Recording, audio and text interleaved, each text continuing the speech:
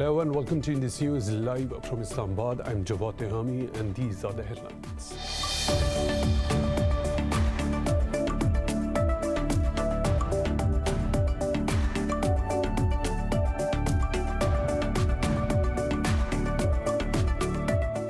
Pakistan's Army Chief General Javed Bajwa says a peaceful Afghanistan means a peaceful region in general and a peaceful Pakistan in particular. He said this during a meeting with Afghan President Ashraf Ghani and UK Chief of Defence Staff General Nicholas Patrick Carter in Kabul. According to Pakistan's military media wing, the Army Chief said Pakistan will always support an Afghan-led peace process based on mutual consensus of all stakeholders. He said the recent developments in the Afghan peace process and matters related to bilateral defence cooperation were discussed in the meeting.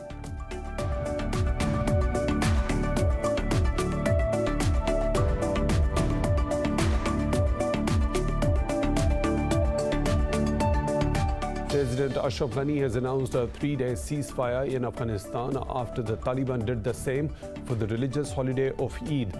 The announcement by the warring sides come after weeks of increasing violence in the country.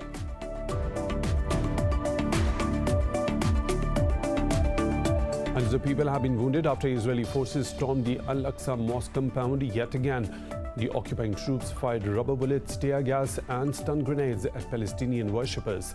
Tensions mounted in East Jerusalem amid growing anger over the forced eviction of Palestinians from their homes.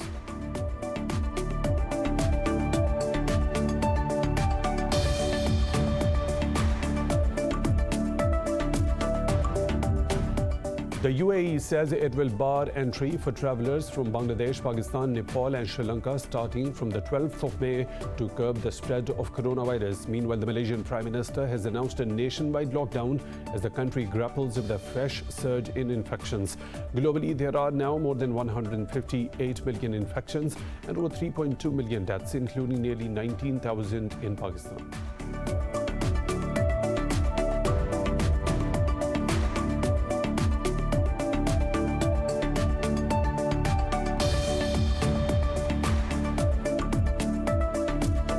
And in cricket, Pakistan beat Zimbabwe by an innings and 147 runs in the final test to whitewash the two-match series. Shaheen Shah Afridi and Oman Ali took 5 wickets each, restricting Zimbabwe to 231 in their second innings. Abid Ali was declared man of the match, while pacer Hassan Ali was named a player of the series.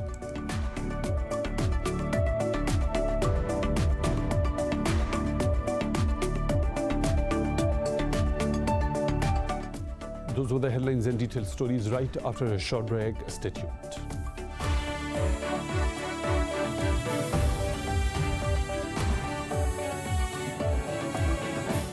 Welcome back, and now with the news in detail. Dozens of people have been wounded after Israeli forces stormed the Al-Aqsa mosque compound yet again.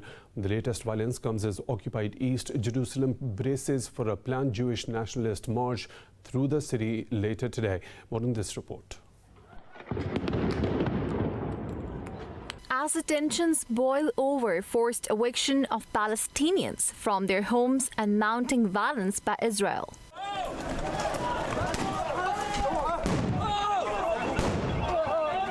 Leaders around the world have expressed concern and urged restraint. The UN Security Council is set to discuss the worsening situation in the occupied Palestinian territories today.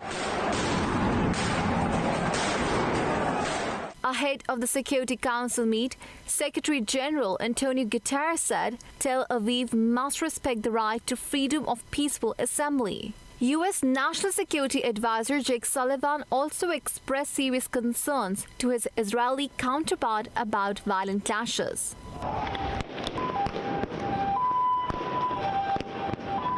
In today's violence, the occupying troops fired rubber bullets, tear gas and stun grenades at Palestinian worshippers. The Palestinian Red Crescent Society said more than 180 Palestinians were injured in the violence. The clashes have raised international concern. Meanwhile, Israel's Attorney General has secured a deferment of a court hearing on planned eviction of Palestinians in the Sheikh Jarrah neighborhood.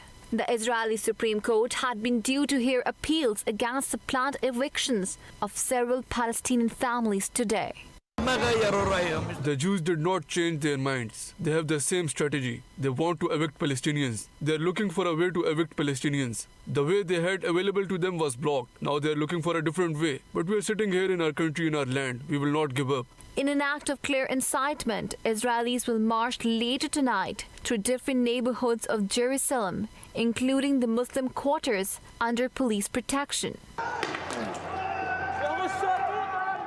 Experts have warned the march would lead to an escalation of hostilities and insisted that the march be cancelled.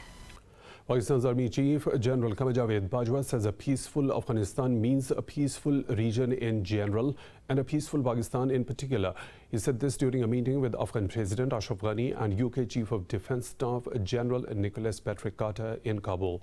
According to Pakistan's military media wing, the Army Chief said Pakistan will always support an Afghan-led peace process based on mutual consensus of all stakeholders. He said the recent developments in the Afghan peace talks and matters related to bilateral ties were discussed in the meeting. The Afghan president thanked Pakistan for its sincere and positive role in the Afghan peace process. The ISPR said General Bajwa also met with the chairman of the High Council for National Reconciliation of Afghanistan, Abdullah. He said the Director General of the Inter-Services Intelligence, Lieutenant General Faiz Hamid, accompanied General Bajwa during the visit. The Taliban and the Afghan government have declared a 3-day ceasefire across the country to mark this week's Eid al-Fitr holiday. In a tweet, a Taliban spokesman said the group's fighters have been instructed to halt all nationwide operations.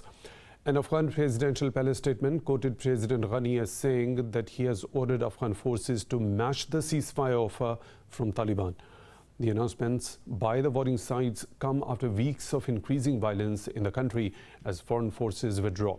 68 people, mostly schoolgirls, were killed and over 165 were wounded after bombings outside a school in Kabul on Saturday.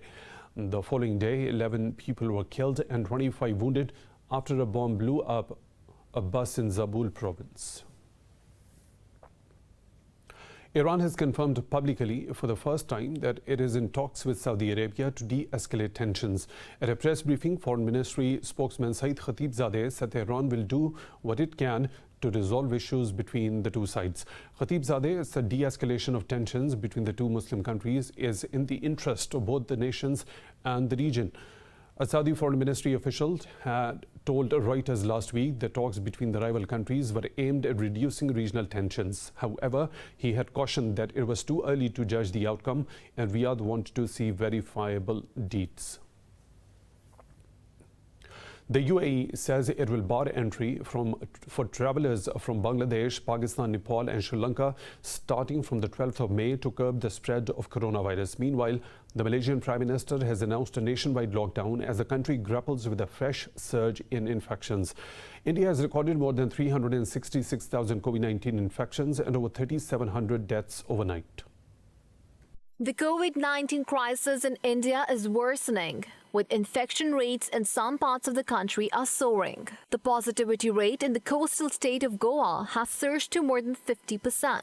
Experts have warned that the situation in neighboring Nepal is set on the same track, with infection rates running high. Brazil recorded nearly 39,000 more confirmed cases in the past 24 hours and over 1,000 fatalities from COVID-19.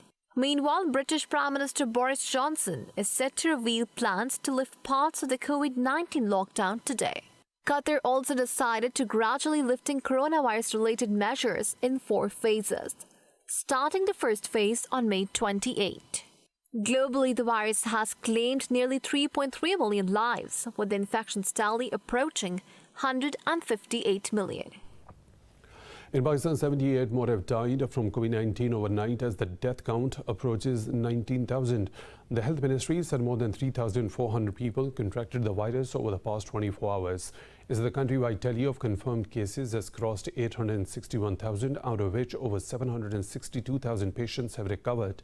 The number of active cases has declined to 80,000, with over 4,900 critical.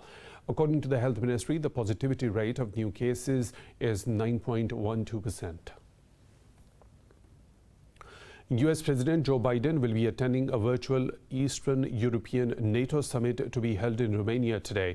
Romanian President Klaus Iohannis said the summit will focus on security in the Black Sea region and Ukraine. Iohannis said he is glad to welcome Joe Biden to the Bucharest 9 summit. A group of European countries on the eastern edge of NATO will be participating. The summit aims at coordinating the security positions of participating countries in the Eastern European region. At the end of the summit, the 9 states will publish a collective statement on the security of the Black Sea and related issues in Ukraine. In the U.S. state of Colorado, at least 7 people have been killed after a gunman opened fire at a birthday party. Police said the shooting happened just after midnight in a mobile home park on the east side of Colorado Springs. In a statement, the police said the suspect killed himself after fatally shooting the victims, including his girlfriend, but he did not fire on traumatized children who were present at the occasion. The police say the motive behind the shooting is yet to be determined. The incident is the latest in a resurgence of mass shootings in the U.S. and comes a day after 4 people were killed in Baltimore. 4 people have been wounded in a stabbing attack at a supermarket in New Zealand's southern Dunedin city. 3 of those stabbed have sustained life-threatening injuries. New Zealand's Prime Minister Jacinda Ardern said there was not enough evidence that links the act to terrorism. Ardern said such attacks are, however, hugely concerning, while sympathizing with the wounded and their families. New Zealand police detained the alleged assailant immediately after the attack. Police said the motive for the assault was not yet known. In Somalia, 6 police officers have been killed in a suicide bomb attack in capital Mogadishu, claimed by Al-Shabaab group. Police said that 6 others have been injured in the blast. Since 2008, Al-Shabaab group seeks to overthrow Somalia's internationally backed central government. It carries out regular gun and bomb attacks in Mogadishu and elsewhere in the country. In Myanmar, despite continuing violence against anti-coup protests, activists have yet again taken to the streets against the military rulers. In Dawei, residents organized a white shirt campaign in protest at the military regime.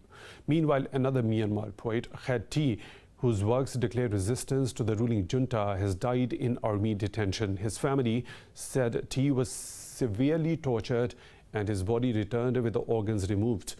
UN Rapporteur Tom Andrews condemned the incident and expressed solidarity with the Burmese under siege. The Assistance Association for Political Prisoners activist group say the military has killed over 780 civilians since the February 1st coup. South Korean President Moon Jae-in says he is looking forward to North Korea's response to engagement efforts. He was speaking at an event held to mark his 4th year in presidency. President Moon reiterated that Seoul will do everything in its power to return to the days of engagement. The president said he will not be impatient and will wait for Pyongyang's response. He termed his final year in office the last opportunity to make progress, adding that it is time to take action. Moon's remarks come ahead of his first visit with US President Joe Biden in Washington on May the 21st. He is expected to push the US to seek engagement despite North Korea is showing few signs of interest. German Foreign Minister Heiko Maas said the EU is ready for talks with Russia. He was speaking at an EU foreign ministers meeting in Brussels to review multiple issues, including the EU's policy towards Russia. Maas added that the EU should not go out of the way in advocating the alleged human rights abuses in Moscow. Moreover, Slovakia's Foreign Minister Ivan Košok said the EU should discontinue the negative trend of ties with Moscow. Košok added there are fundamental issues, but they do not wish further escalation between Russia and the EU. More stories to follow right after a short break. Stay tuned.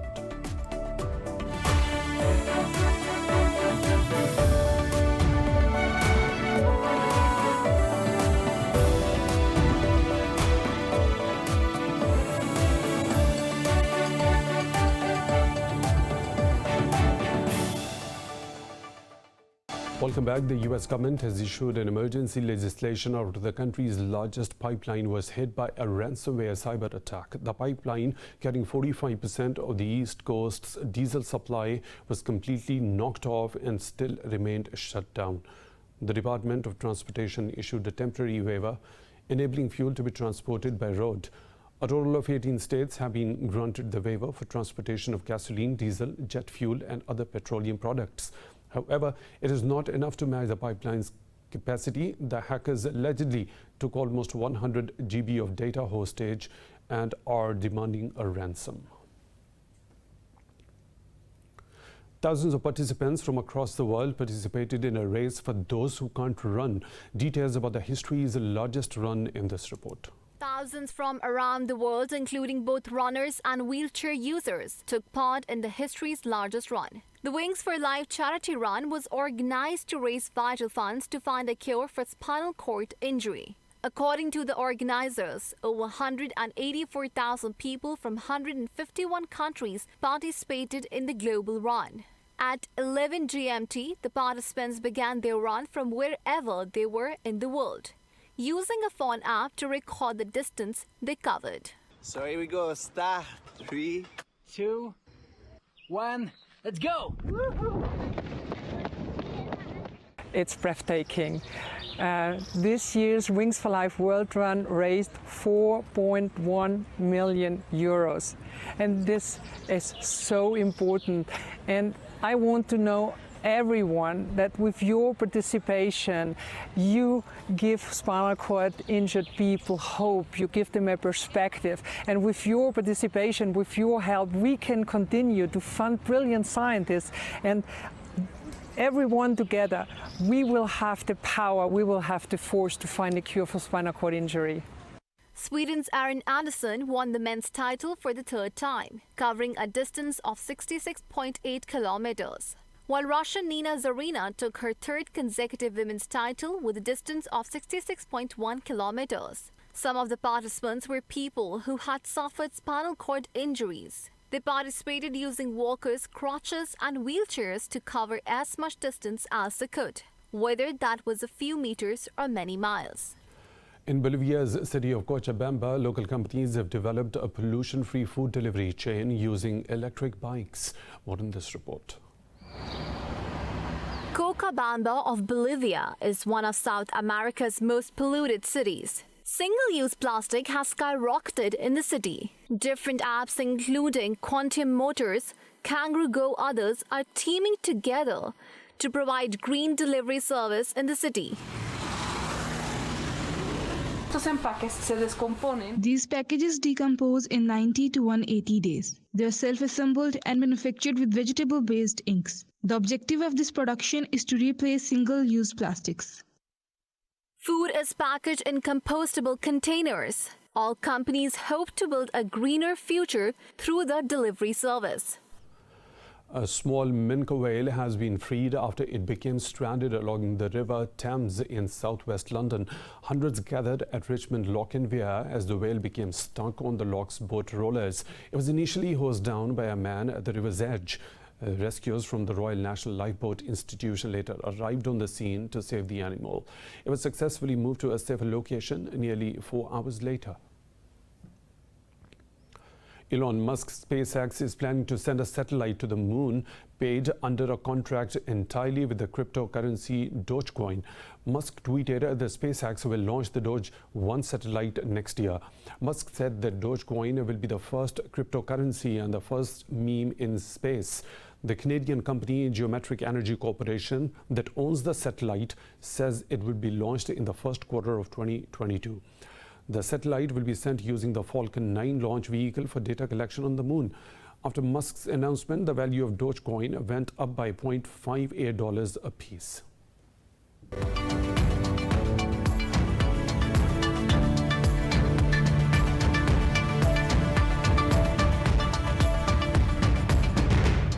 European stocks are trading mixed as investors await the prospect of lower interest rates for longer on the back of subsiding inflationary pressures. Italy's FTSE MIB is leading gains, adding over 0.5%.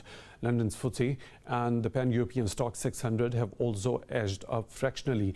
However, Frankfurt's DAX and the CAC 40 in Paris have dipped.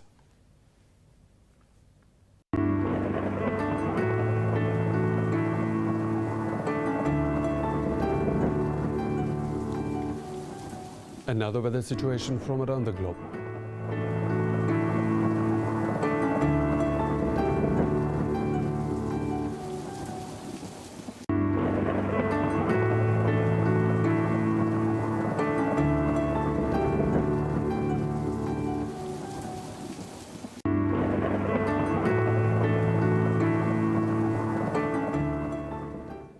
And that is all for now. For the latest updates, you can follow us on social media at Indus.News.